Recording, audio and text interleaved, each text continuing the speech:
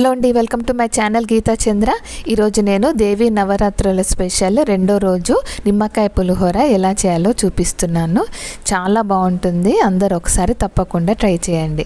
ఇక్కడ నేను ఒక కడాయి తీసుకొని వేడి చేసి ఒక 4 టేబుల్ స్పూన్ల నూనె వేశాను. ఒక 15 దాకా పచ్చిమిర్చి మధ్యలో చీల్చి వేయించి పక్కన పెట్టుకుంటున్నాను. ఇప్పుడు అదే కడాయిలో అరకప్పు పల్లీలు, పావు కప్పు పోపు దినుసులు, జీలకర్ర, ఆవాలు, మినపప్పు, శనగపప్పు అవి కొంచెం వేగిన తర్వాత 7-8 ఎండుమిర్చి, 5-6 రెబ్బల కరివేపాకు ఇవన్నీ వేసి వేయించాలి. కొంచెం అంతా ఇంగువ, 1/2 టీ స్పూన్ పసుపు వేసి వేగనిచ్చి పక్కన పెట్టాలి. ఇక్కడ నేను 2 గ్లాసుల అన్నము ఉడికించి చల్లార్చాను. దాంట్లోకి అరకప్పు నిమ్మరసం, 2 టేబుల్ స్పూన్ల ఉప్పు వేసి కలపాలి. ఇప్పుడు ఈ వేగిన పోపు ఇందులో వేసేసి బాగా కలపాలి. అలాగే వేయించి పెట్టుకున్న పచ్చిమిర్చి కూడా ఇందులోకి వేసి కలపాలి. ఈ పచ్చిమిర్చి నంచుకోవడానికి బాగుంటుంది. అంతేనండి, రెడీ అయిపోయింది నిమ్మకాయ పులిహోర.